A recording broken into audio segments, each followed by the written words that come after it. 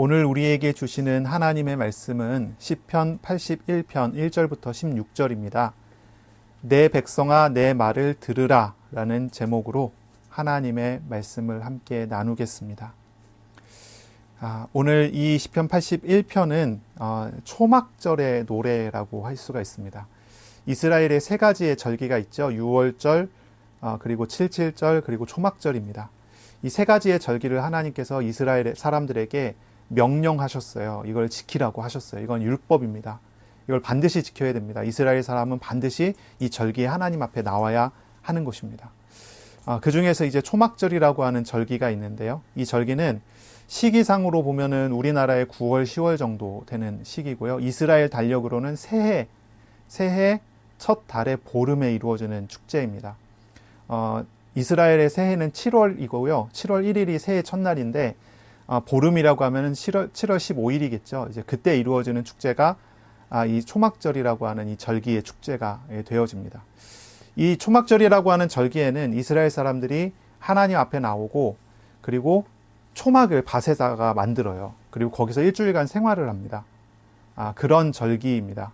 초막을 만들고 거기서 생활을 하고 그리고 이 추수할 때이기 때문에 이제 창고에 거두어 드려요. 이제 곡식들을 거두어 드리죠. 그것에 대해서 감사하는 절기이고 또 이 절기에는 제사장들이 이 실로암 못에 가갖고 물을 길러다가 제단에다가 부어내는 이제 그러한 의식을 하는 절기이고요. 이스라엘 사람들은 하나님 앞에 모여서 율법을 낭독하여 읽는 그런 절기이기도 합니다. 이것이 이제 초막절에 이루어지는 일인데요. 이 시 자체가 이 초막절에 사용되기 위하여 이제 만들어진 그런 노래라고 우리가 이해를 할 수 있을 것입니다. 표제를 보면 아삽의 시라고 되어 있죠. 아삽이든지 아삽의 후손 중에 한 사람이 이제 지은 시로 우리가 볼 수가 있겠습니다. 인도자를 따라 깃딧에 맞춘 노래라고 되어 있습니다. 인도자를 따라 부르는 노래라는 이야기는 이제 공동체가 함께 불렀다고 읽었다고 하는 그런 이야기고요. 깃딧이라는 말은 이제 포도주 틀이라고 하는 그런 이제 뜻인데요. 그러니까 이제 깃딧에 맞췄다라면 포도주 틀이라고 이름 붙여진 곡조가 있나 봐요. 이제 추수 때에 포도주 틀이라고 이름 붙여진 그런 곡조에 맞춰서 부르는 노래다라고 하는 그런 뜻이겠죠. 이 시의 저작 시기는 미상입니다. 알지 못합니다. 아마 대략 우리가 생각하기에 다윗 이후일 것이고 그리고 왕국이 멸망하기 이전이 아닐까 이렇게 우리가 추측을 하고 있을 뿐입니다. 이거를 이제 알 수 있는 그런 어떤 정보가 전혀 있지가 않아요. 이 시는 두 부분으로 크게 나눌 수가 있는데요. 앞부분은 1절부터 5절 중간까지이고요. 뒷부분은 5절 뒤에서부터 제일 마지막 16절까지입니다. 앞뒤는 확실히 이제 달라지게 되는데요. 앞에 부분은 이제 초막절 축제 때 예배 인도자가 예배로 나오라고 축제로 나오라고 부르는 그러한 이야기입니다. 그리고 그 뒤에 이제 5절 뒷부분부터 16절까지는 이 절기를 통해서 하나님께서 이스라엘에게 설교하시는 거예요. 말씀을 주셔요. 그 말씀하시는 것을 이 설교자를 통해서 전달해 주는 그런 이야기가 됩니다. 이 시간이 하나님을 알아감으로 정말 하나님 주시는 하나님의 나라의 축복으로 들어가는 그러한 시간이 되시기를 축복합니다. 아멘. 이제 초막절의 의미가 무엇일까요? 광야에서 이스라엘이 40년을 살잖아요. 광야의 40년이라고 하는 시간을 살아가는데 그들은 임시적인 거처 초막에서 살았습니다. 광야에서 초막에서 살았어요. 그런데 그곳은 광야였지만 광야 같지 않았고 초막이었지만 초막 같지 않았습니다. 이스라엘은 광야의 초막에서 살면서 그 속에서 하나님의 나라를 경험하고 누렸죠. 그래서 초막절은 하나님의 나라를 바라보는 절기입니다. 천국을 바라보는 절기예요. 이 땅에 살지만 이 땅에 하나님께서 이루어 주신 천국을 경험하는 거예요. 하나님 나라의 열매를 또 거두어 들인 그것을 경험하는 그런 시간입니다. 그래서 오순절이 첫 열매라고 한다면 이 초막절은 다 거둬들여서 창고에 거두어 들인 거예요. 그런 절기예요. 그래서 하나님의 나라, 이 하나님의 나라를 기억하고 알고 그 하나님의 나라를 누리는 그런 절기가 이 초막절이라고 하는 거죠. 오늘 우리가 이 초막절의 복을 알아가는 시간이 되기를 바랍니다. 이 절기들은 다 이제 하나님께서 이스라엘에게 율법으로 지키라고 명령하셨던 절기들이죠. 그런데 지금 우리에게 이것은 무슨 의미가 있을까요? 율법은 그리스도 안에서 다 완성이 되었죠. 그리고 율법의 의식 규정에서 우리는 자유하게 됐습니다. 그래서 이 세 절기를 딱 맞춰서 지키는 일은 이제 우리에게 그렇게 필요한 일은 아닙니다. 유대인들은 율법을 아주 철저히 지켜야 했지만 우리는 그렇지 않아요. 이 절기들은 모두 그림자였습니다. 실체를 보게 하기 위한 그림자였어요. 그 일을 행하신 하나님이 누구신지를 알게 하기 위한 그림자였어요. 그런데 그 일을 행하신 하나님을 우리는 만나서 마음에 모시고 살게 되었기 때문에 구약과 같이 그렇게 지킬 필요는 없습니다. 실체 대신 그리스도께서 오셔서 온전히 이 절기의 의미를 우리의 삶에 이루시기 때문에 그렇습니다. 우리는 율법적인 의미에서 이런 절기들을 볼 것이 아닙니다. 그리스도 안에서 날마다 우리의 삶에 이루시는 하나님의 일을 보면서 우리 그것을 누리는 삶으로, 그래서 이 의미를 담아 경험하는 그런 삶을 우리는 살아줘야 하는 그런 내용이겠죠. 자, 이제 1절부터 우리는 보겠습니다. 우리의 능력이 되시는 하나님을 향하여 기쁘게 노래하며 야곱의 향한 하나님을 향하여 즐거이 소리칠지어다 라고 했습니다. 처음 시작이 우리의 능력이 되시는 하나님이라고 이제 시작을 합니다. 우리의 능력이 되시는. 이 말을 조금 이제 번역을 다르게 하면 이렇게 읽을 수 있습니다. 우리의 피난처가 되시는 이라고 바꿔서 우리가 번역을 할 수 있어요.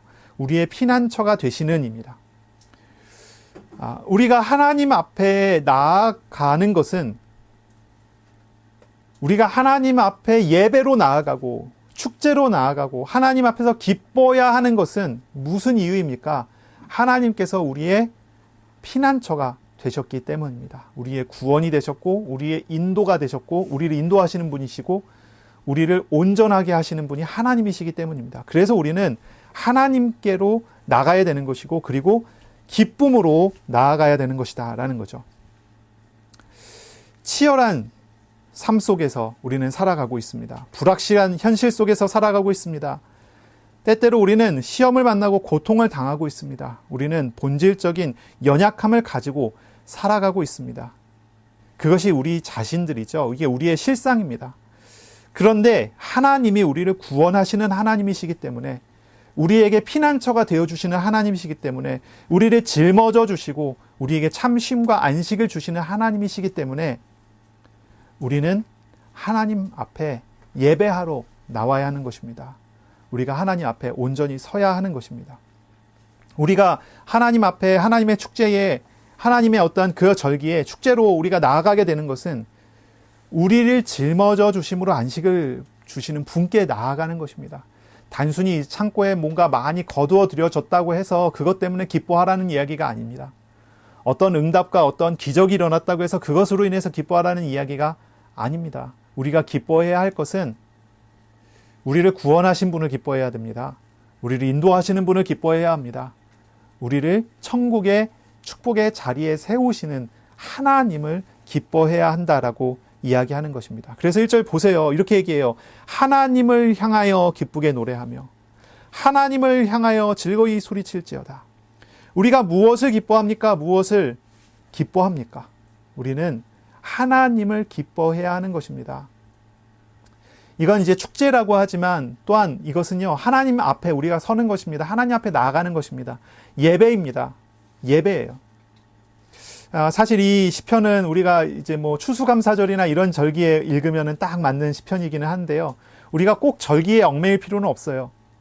절기에 얽매일 필요는 없어요. 왜냐하면 그리스도 안에서 우리의 모든 날이 이 절기와 같기 때문입니다.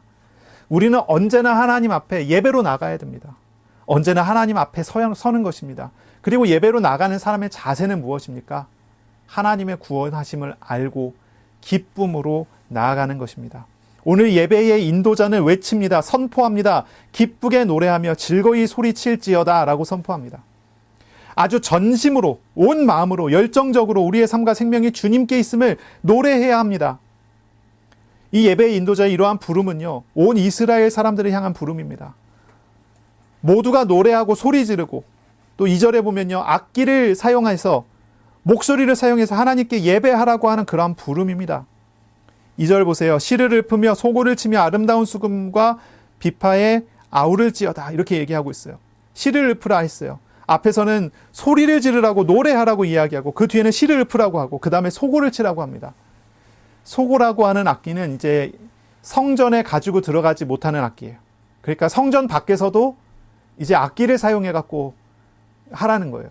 성전 안에 있든지 밖에 있든지 온 이스라엘이 함께 그때는 예배해야 합니다. 노래해야 합니다. 하나님을 기뻐해야 합니다. 또한 아름다운 수금과 비파로 성전 안에서 또한 하나님께 예배해야 하는 것입니다. 이것이 이 예배의 자리에 나아가는 사람의 자세이고 모습입니다. 여러분, 하나님께 어떻게 찬양하고 계십니까? 어떻게 하나님께 노래하고 계십니까? 청소년들 참 찬양 잘 안 해요. 입 뻥끗뻥끗 잘 안 해요. 찬양해도 다른 사람 귀에 전혀 들리지 않게 노래합니다. 부끄럽기도 하고 뭐 여러 가지 이유가 있을 수 있습니다. 간혹 이제 나는 노래를 잘 못해서 잘 못하겠다 해갖고 속으로만 한다고 하는 사람도 있는 것 같아요. 뭐 음정 박자를 잘 못 맞출 수 있습니다. 뭐 그럴 수 있죠. 그러나 자세를 바르게 해야 된다는 것이죠. 하나님 앞에 크게 소리 질러요. 크게 하나님 앞에 나아갑니다. 뭐 개인의 차는 있을 수 있습니다. 개인의 상황에 맞게 하면 돼요. 노래 잘 못할 수 있고요. 음정 박자 안 맞을 수 있어요. 그런데 하나님은 그런 외적인 것을 보지 않습니다. 하나님은 중심을 보십니다. 잘 이해하세요. 수준 높고 뛰어난 노래와 작품을 만들어내라고 하나님 말씀하시지 않습니다. 그런 이야기가 아닙니다. 자신의 삶과 생명을 담아내는 중심이 있는 찬양으로 나아가야 합니다. 우리의 중심을 누구에게 드려야 합니까? 하나님을 기뻐하는 대로 나아가야 합니다. 우리의 찬양은 사람이 들으라고 하는 그런 찬양이어서는 안 됩니다. 사람에게 들리는 찬양이 아니라 하나님께 드리는 찬양이에요. 하나님을 기뻐하는 노래여야 됩니다. 나를 자랑하는 그런 노래여서는 안 돼요. 차라리 노래를 잘 못하는 사람들이, 음악을 잘 못하는 사람들이 하나님 앞에 진심 어린 찬양을 잘할 수 있는 것 같아요. 노래 잘하는 사람은 자랑하게 되는 그런 어떤 습성이 있잖아요. 우리는 하나님을 기뻐해야 할 것입니다. 놀라운 기적과 응답을 받게 된다면 분명히 그것은 즐거움이 있을 것입니다. 그런데 예배 때 우리가 노래해야 할 것은요, 우리가 받은 기적과 응답으로 인한 기쁨이 아니에요. 하나님과의 관계에서의 기쁨이어야 합니다. 그것이 진짜 기쁨이고 진짜 삶입니다. 놀라운 일을 행하신 하나님을 바라봐야 합니다. 그리고 그 일을 지금도 행하시는 하나님을 기뻐하는 것입니다. 그리고 그 일을 앞으로도 행하실 하나님을 기뻐 바라보는 것이 예배자가 해야 할 일이에요. 과거와 현재의 미래의 모든 것이 하나님께 맞춰져서요, 하나님 앞에 서는 것입니다. 우리는 예배로 나아갈 때 어떤 자세로 나아가야 합니까? 오직 하나님을 기뻐하고 하나님을 찾아 나아가야 합니다. 좋은 실력이든 그렇지 않든 하나님께 전심으로 찬양 드리는 그런 자세로 우리는 나아가야 할 것입니다. 이 주간이 주님 앞에 진짜 중요한 고백이 되어지는, 찬양이 되어지는 그런 주간이 되시기를 바랍니다. 정 노래를 못하겠으면 글을 쓰세요. 글도 잘 안 되면요, 그림을 그리세요. 하나님을 기뻐하는 것을 어떻게든 한번 표현해 보세요. 중심을 들이세요. 외적인 것은 사실 그렇게 중요하지 않습니다.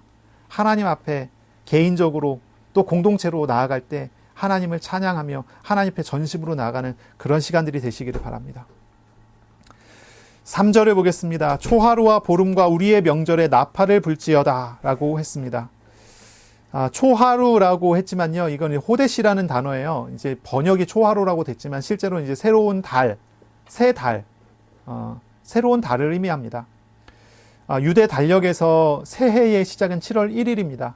새 달, 7월이 됐다라고 이야기합니다. 7월. 그리고 두 번째는 보름, 이제 15일입니다. 보름이 됐다라고 합니다. 새 달의 보름, 7월 15일. 이때는 초막절의 기간입니다. 이때 이제 이 명절에 뭐라고 합니까? 나팔을 불어라 라고 합니다. 이제 새해가 되면 나팔절이라고 해서요, 새해에 이제 나팔을 한 달간 붑니다. 이 나팔절과 이 초막절이 이제 시기가 겹치기 때문에 이 초막절의 시기에는 나팔이 불려져요. 바로 그렇게 이제 이야기를 하고 있어요. 왜 그렇게 해야 됩니까? 4절에 이것은 이스라엘의 율례요 야곱의 하나님의 규례로다 라고 했어요. 이건 하나님의 율법이고 명령이기 때문에 이렇게 하라라는 것입니다. 유대인은 이거를 율법으로 지켜야 됐지만 우리는 그렇게 할 필요는 없습니다. 하지만 그 의미는 반드시 담아내야 합니다. 하나님은 우리를 구원하시며 명령을 하신 거예요. 기억하라고, 기념하라고, 잊지 말라고. 모든 이스라엘의 남자는 1년에 3번 하나님 앞에 나와야 된다고 하나님은 정하신 것입니다. 구원을 잊지 말라고 했습니다. 하나님이 인도하시는 걸 잊지 말라고 했습니다. 천국의 축복이 함께 있다는 사실을 잊지 말라고 했습니다. 그 모든 것을 행하시는 분이 하나님이라는 사실을 잊지 말라고 했어요. 그래서 그것을 지켜야 되고 그것을 알아야 하는 것입니다. 자, 상황을 한번 생각해 보세요. 온 이스라엘에게 예배 인도자가 명령을 하는 거예요. 이야기를 합니다. 전합니다. 기뻐해라. 하나님을 기뻐해라 라고 이야기를 합니다. 하나님을 기뻐하라고 합니다. 노래하라고 찬양하라고 합니다. 모든 악기를 다 동원하고 시를 읊으며 노래하라고 합니다. 온 이스라엘이 함께 그 앞에서 노래해야 합니다. 왜냐하면 바로 하나님 명령하신 그날이 그때가 됐기 때문입니다. 그것을 기억해야 되는 그날이 됐기 때문입니다. 나팔을 불러야 합니다. 그날이 무엇입니까? 그때가 무엇입니까? 바로 하나님께서 우리를 구원하신 것을 기억하라고, 하나님께서 우리를 인도하시는 것을 기억하라고, 하나님께서 우리에게 하나님의 나라를 선물해 주신 것을 기억하라고, 바로 그분이 하나님이라고, 그것을 기억하라고 명령하신 절기라는 거예요. 이렇게 예배로 부르는 것입니다. 오늘 이 주간 우리가 또한 이런 부름을 듣기를 바랍니다. 이런 부름을 우리가 듣기를 바라요. 하나님은 우리를 부르십니다. 나를 구원하신 분이 하나님이심을 알기 원합니다. 나를 인도하시는 분이 하나님이심을 우리가 알기 원합니다. 그걸 잊지 않고 기억하기 원합니다. 우리에게 하나님의 나라를 주시는 분이 하나님이심을 나에게 잊지 않고 기억하기를 원합니다. 그래서 명령합니다. 그것을 기억하고 기념하고, 그래서 찬양하고 노래하라고 말하고 있는 것입니다. 초막절은 하나님께서 우리에게 행하신 과거의 일이고, 또 이 초막절은요, 오늘 우리에게 주신 응답을 기억하는, 그리고 응답하시는 하나님을 찬양하는 일이어야 되고, 또 이 초막절은 미래의 하나님 하실 것을 바라보고 소망하며 기도하는 그런 날이어야 합니다. 자, 초막절에 있었던 일들을 우리가 조금 생각해 볼 필요가 있습니다. 자, 초막절에 뭐 한다고 그랬죠? 일주일 동안 밭에다가 천막을 쳐요. 초막을 만듭니다. 거기서 생활을 합니다. 그것은 과거를 기억하는 그러한 행동입니다. 과거를 기억하는 그러한 명령입니다. 과거를 기억하라는 명령이에요. 초막에 살면서 무엇을 기억해야 합니까? 하나님의 보호하심과 인도하심을 기억해야 합니다. 사람이 광야에 나가면 하루 이틀 살기도 너무너무 힘든데 이스라엘이 광야에서 40년을 살아요. 그런데 40년을 살았었던 그 집이 튼튼하고 대단하고 뭔가 이렇게 화려해갖고 시스템이 잘 갖춰져서 살 수 있었느냐? 그렇지 않아요. 이스라엘은 초막을 짓고 살았어요. 가나안 땅에서, 광야도 아니고 가나안 땅에서 초막을 짓고 일주일 생활을 해요. 그 일주일의 생활이 어떻겠습니까? 불편합니다. 힘들어요. 쉽지 않아요. 그걸 경험하게 만드는 거예요. 그 경험을 통해서 뭐 합니까? 광야의 40년이 무엇인지를 생각하게 하는 거예요. 광야의 40년이 뭔지, 그 과거가 무엇인지, 그걸 보는 것입니다. 이 초막이라고 하는 것은요, 하나님의 보호와 인도하심을 기억하게 만드는 것이었어요. 아주 불편한 중에서 천국을 누린 그 과거를 기억하게 하는 거예요. 하나님이 그렇게 하신 하나님이 누구신가를 바라보게 하는 거예요. 거기서 끝나는 것이 아닙니다. 광야의 일은 아주 먼 과거의 일이었죠. 그런데 현재적으로는 무엇입니까? 추수감사와 연결되어 있는 절기입니다. 이제 수장절이라고도 부른다고 했어요. 초막절은 초막을 세워서 그렇고, 수장절은 곡식들을 창고에 거두어 드렸기 때문에 수장절이라고 불러요. 이 축제는요, 추수감사의 축제예요. 많은 것을 거두어 드렸던, 적은 것을 거두어 드렸던, 거두어 드린 것에 대한 감사가 이루어지는 그런 축제입니다. 이스라엘은 초막을 벗어났어요. 광야를 벗어났어요. 가나안에 정착했어요. 그리고 난 다음에 광야에서도 무엇을 경험합니까? 하나님의 보호하심과 인도하심을 경험하고 있어요.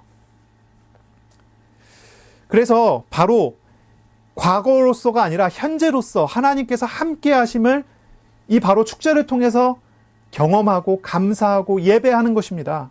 이것이 초막절이요. 이것이 이제 하나님 앞에 드려진 그 예배의 의미예요. 과거에 대해서 과거로부터 지금까지 인도하신 것에 대한 감사이며 또한 지금 하나님 나에게 주신 응답에 대하여 감사하는 것입니다. 또 하나의 또 행사가 있죠. 이 절기에는요, 제사장들이 실로암에서 물을 떠서 성전 제단에 부어요. 그런 의식을 합니다. 이거는 이제 이렇게 생각해요. 광야에서 목마를 때 생수를 공급하신 하나님을 바라보는 것이면서 또한 다음 해의 농사를 위한 비를 내려주심을 기도하는 거예요. 그것을 소원하는 그런 절기입니다.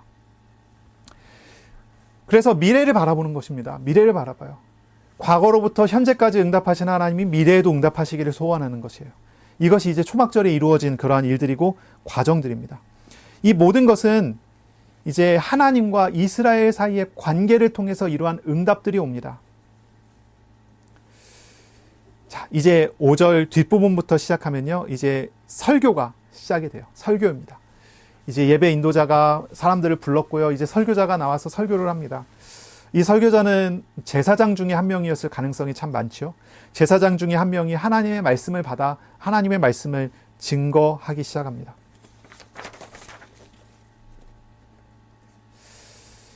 자, 5절 뒷부분입니다. 거기서 내가 알지 못하던 말씀을 들었나니 라고 하면서 시작합니다. 내가 알지 못하던 말씀을 들었다라고 해요. 설교자가 하나님 말씀을 증거하는데요, 내가 알지 못하던 말씀이라고 얘기해요. 내 생각이 아니라는 거예요. 내 판단이 아니라는 거예요. 내 생각과 내 판단이 아니라 하나님의 생각이고 하나님의 판단이고 하나님의 말씀이라고 하면서 이제 말씀을 증거하는 거예요.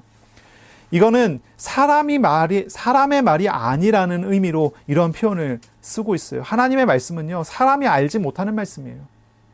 하나님의 지혜가 있고 하나님의 반드시 이루실 하나님의 뜻이 담겨져 있는 그런 말씀입니다.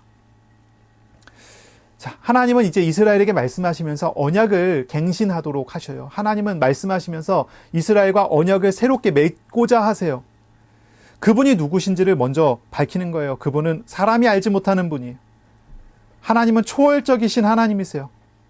하지만 초월적이신 분이시지만 우리를 친히 찾아와 구원하시고 인도하시고 사랑을 주시는 그런 분이세요. 그분께서 말씀을 하시는 거예요. 6절, 7절에는요, 하나님께서 자기 자신을 소개해 주십니다. 자, 6절입니다. 이르시되, 하나님 말씀입니다.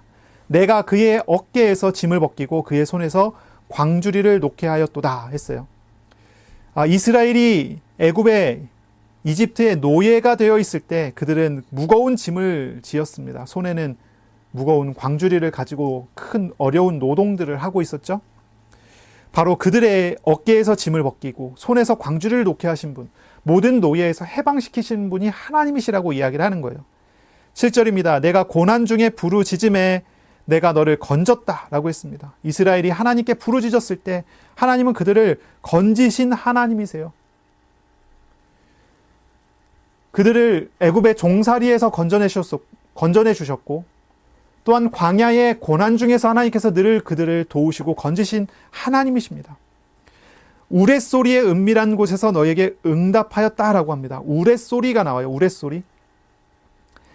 하나님은 아주 깜깜하고 그리고 번개가 치는 그런 소리가 있는 그러한 두려운 현장에서 응답하시는 하나님이세요. 먹구름에서도 응답하신 하나님이세요.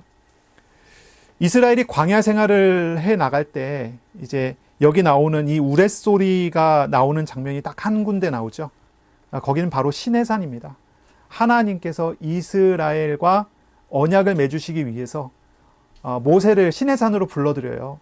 거기에 빽빽한 어두움 속에 이제 모세가 하나님을 만나게 됩니다. 하나님의 말씀은 우레소리와 같았고요. 거기서 모세는 하나님으로부터 십계명을 받아서 가지고 내려오게 됩니다. 그리고 이스라엘 앞에 서죠. 근데 그때 무슨 일이 있었죠? 이스라엘 사람들이 금송아지를 만들어서 우상을 만들어서 하나님을 떠나버리는 일이 있었어요. 그럼에도 불구하고 하나님께서 그들을 버리지 아니하시고 다시 응답하신 하나님이세요. 바로 그것을 기억하게 합니다. 또한 이야기합니다. 무리바의 물가에서 너를 시험하였도다. 하나님은 누구시냐면 무리바 물가에서 시험하신 하나님이시다라고 하는 거예요. 무리바라고 하는 이름 자체가 가지고 있는 뜻이 하나님과 다투었다는 그런 의미예요. 무리바라는 곳은 이스라엘이 하나님을 대적하고 반란을 일으킨 곳이 무리바라는 곳입니다. 그런데 하나님이 뭐라고 얘기하시냐면 하나님이 바로 그 반란조차도 시험하신 일이라고 말씀하세요. 하나님 자기 자신을 설명하세요. 하나님이 누구신지, 구원하신 분이에요. 인도하신 분이에요.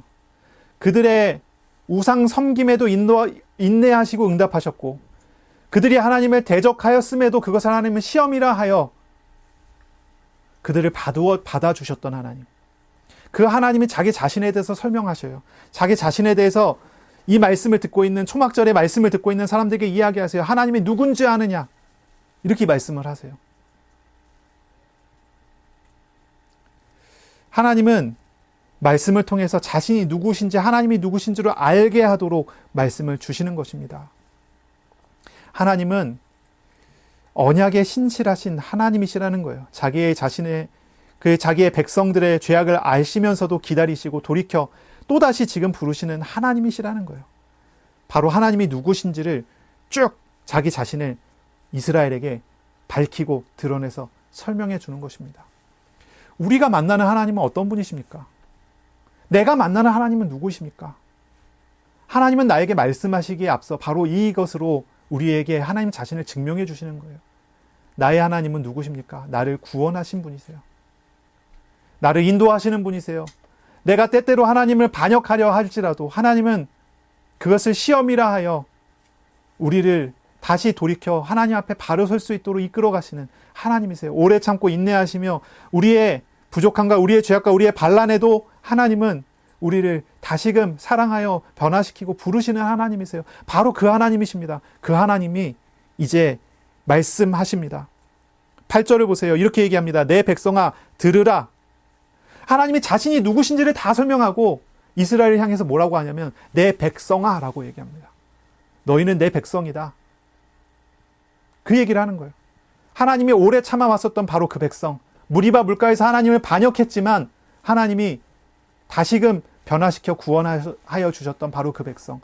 하나님의 은혜를 받은 그 사람들에게 말씀하시는 거예요. 내 백성아, 그리고 뭐합니까? 들으라. 쉐마입니다. 들으라 라고 말씀하세요. 들으라가 한 번 더 나오거든요.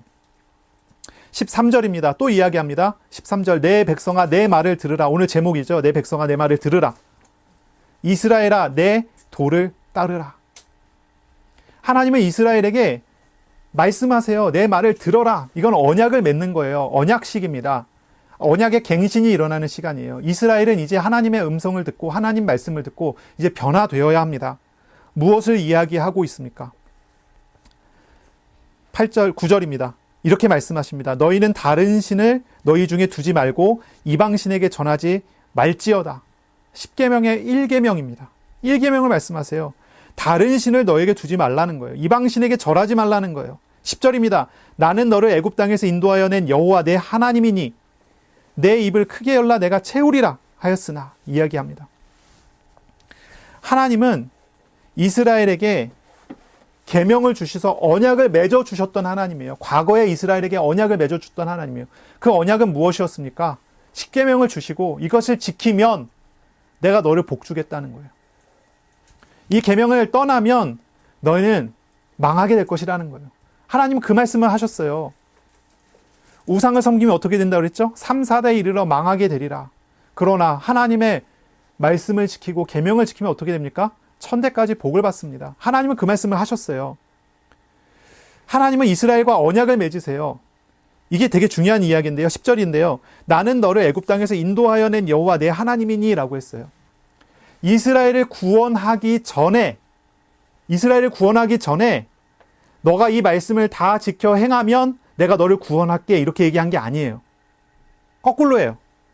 이스라엘을 이미 구원하시고 난 다음에 하나님이 이 사람들에게 얘기하고 나는 너희를 구원한 하나님이야. 그러니 이 말씀을 듣고 지켜라. 순서가 다르죠.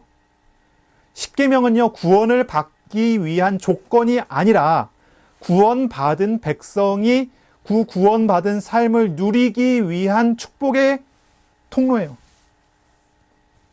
하나님은 언약을 주셨어요. 바로 그것을 이야기하는 거예요. 과거에 이스라엘에게 주셨던 그 언약을 이야기합니다. 자, 보세요.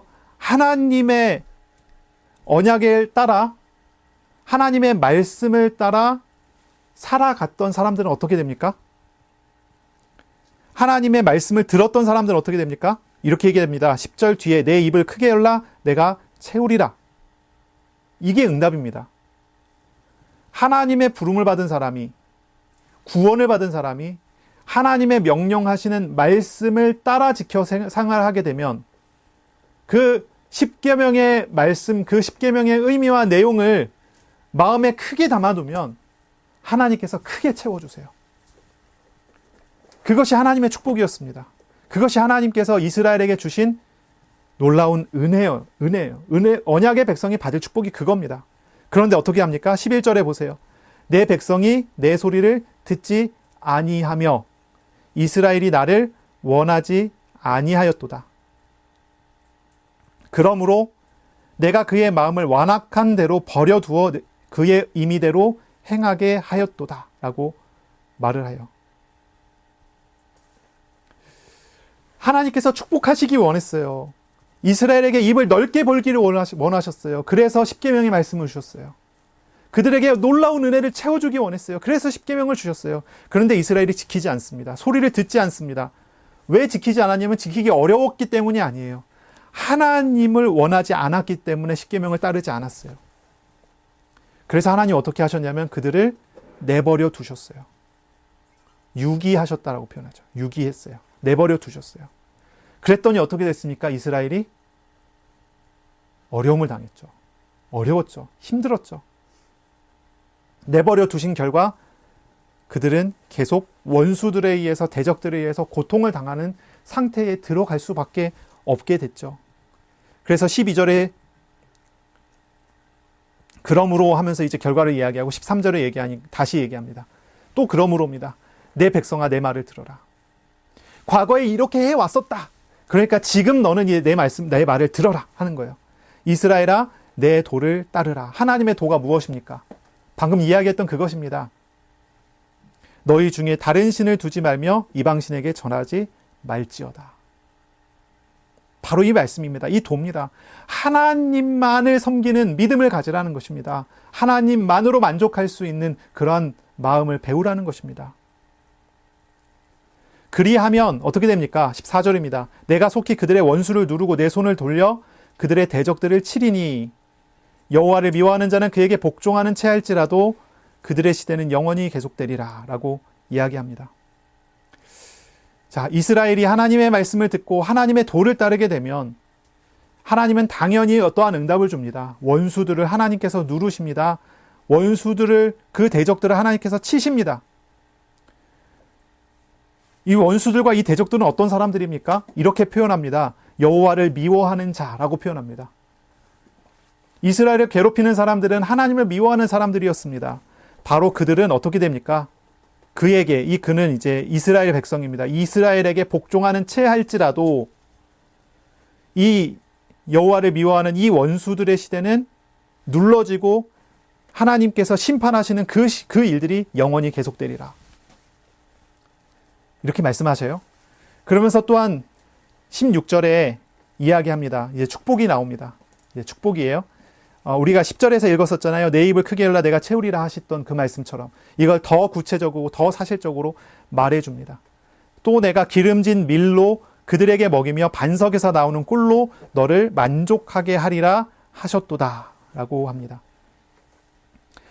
하나님의 도를 따르는 사람은 하나님의 도를 따르는 사람, 다른 신을 두지 않고 이방신을 따르지 아니하고 하나님을 섬기는 바로 그 사람은 하나님께서 먹이십니다.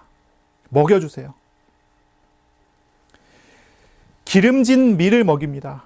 반석에서 나오는 꿀이라고 이제 표현했는데요. 반석에서 나오는 꿀은요, 아주 최상급의 그런 꿀이겠죠. 바로 그런 꿀을 먹는 삶으로 인도하신다고 하는 것입니다. 자, 광야와 같은 세계 속에서 이스라엘은 먹고 살았습니다. 생수를 마셨어요. 만나를 먹었어요. 그렇죠? 이제 또한 광야와는 다르지만 또 광야와 다르지 않은 가나안 땅입니다. 광야는 눈에 보이는 먹을 게 없고 마실 게 없고 길이 없었어요. 근데 가나안에 들어왔더니 먹을 건 있고 마실 건 있고 뭔가 있긴 있는데 그 속에서 진짜를 얻어내지 못하는 혼란 속에 살아가게 있어요. 이방 민족의 침입과 괴롭히는 사람들과 갈등과 욕심과 죄악과 우상이 가득해져 있어요. 영적으로 봤을 때는 광야와 다르지 않습니다. 바로 그 속에 있는 사람들에게 하나님은 말씀하세요. 광야에서 그들에게 만나와 생수를 주셨던 것처럼 기름진 밀과 반석에서 나오는 최상급의 꿀을 먹게 하겠다. 뭐 하라는 거죠? 하나님의 도를 따르라는 것입니다. 하나님의 말씀을 따르라는 것입니다. 이 말씀은 언약 갱신의 말씀입니다.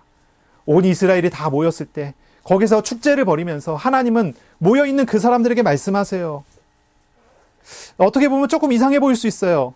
우리가 한번 생각해 보세요. 사람들이 다들 축제의 어떠한 그 기쁨과 어떤 축제의 어떤 흥분됨과 어떤 축제에 나왔다고 하는 어떤 그런 기대감이 가득 차 있는 그런 사람들에게 하나님 말씀을 딱 선포하시는데 하나님 뭐라고 말씀하세요? 하나님 뭐라고 말씀하세요? 너희 조상들은 하나님과 언약을 맺었는데 실패했다는 거예요. 그 얘기를 쭉 하는 거예요. 찬물을 쫙 끼얹는 것 같은 느낌. 그런 느낌 안 드십니까? 하나님은 모여서 기뻐갖고 막 축제하려고 하는데 그들에게 찬물을 쫙 끼얹으세요. 너희들이 정말 기뻐할 만한 그런 상황이냐고 물어보시는 거예요. 너희들이 정말 이 말씀을 들어야 된다고 말씀하시는 거예요. 너희들이 들어야 되는 말씀은 이것이다 라고 하면서 말씀하시는 거예요. 오직 하나님을 기뻐해야 돼요. 너희들이 지금 다른 신으로 기뻐하는 거 아니냐고요. 이방 신들이 너희 속에 있는 거 아니냐고 물어보시는 거예요. 그랬을 때 그들은 다 실패했단 말이죠.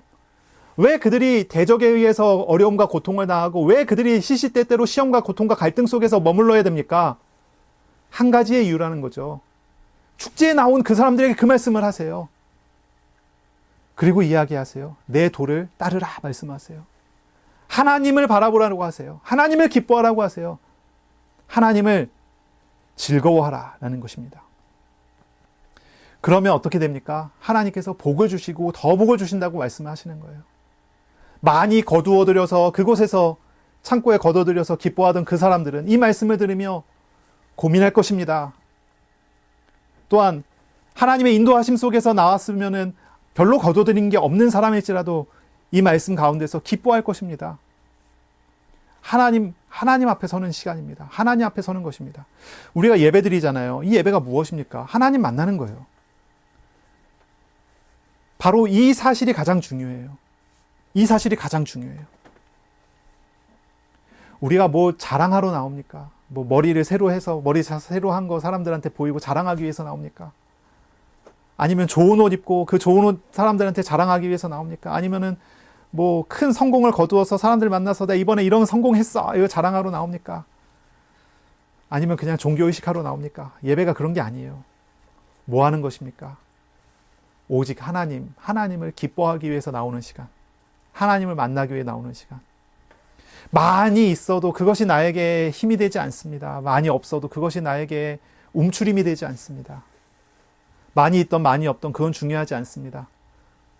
하나님이 기뻐서 나오고 하나님과 함께하는 사람에게 하나님은 말씀하시고 말씀하신 대로 우리의 삶에 채워가십니다. 내 입을 넓게 크게 열라 내가 채우리라 말씀하셔요. 하나님 앞에 선 사람들은 하나님께서 채우시는 응답을 받습니다. 하나님께서 응답하시는 놀라운 기적들을 그 삶에서 경험하게 되는 거예요. 여러분 하나님만 바라보고 계십니까? 그렇다면 하나님의 말씀이 우리의 삶에 어떠한 열매로 나타나는가를 보게 될 것입니다. 예배로 나왔지만 귀를 닫고 마음을 닫고 있다면 여기서 이야기하는 것처럼 하나님을 원하지 않고 있다면 그 사람은 하나님께서 내버려 두는 사람이 되겠죠. 그러나 하나님의 말씀을 듣는 사람, 그렇죠? 하나님의 도를 따르는 사람, 나에게는 오직 하나님이 계십니다라고 하는 사람에게 하나님은 말씀하시고 말씀을 이루어 가시고 말씀의 축복으로 우리에게 풍성하고 충만한 은혜를 부어주십니다. 자, 이거 이제 언약을 갱신하는 그러한 시간입니다. 온 이스라엘은 하나님 앞에 나와서 이 초막절의 말씀을 들으며 언약을 갱신합니다. 하나님과 나와의 관계를 재확인하고 그 관계를 새롭게 만드는 거예요. 내가 어제까지 우상 숭배하면서 어제까지 우상을 따라다녔다면 이 말씀을 들으면서 마음을 돌이켜요. 다른 신을 버리기를 원합니다 하며 기도하고 주님을 찾는 그런 마음을 가지고 언약을 가지고 돌이켜요. 이제 처음 참석한 후대라고 한다면, 처음 참석한 사람이라 한다면 바로 이 언약의 백성으로서 내가 주님의 말씀을 듣겠습니다 서원하게 해요. 바로 이것이 언약의 갱신이 이루어지는 시간이죠. 자, 초막절은 하나님의 나라를 상징합니다. 하나님의 나라입니다. 광야에서 하나님 나라를 맛보았던 조상처럼 이 땅에서 하나님 맛보는 삶을 상징하는 것이 초막절입니다. 이 하나님 나라는 어디가 하나님의 나라입니까?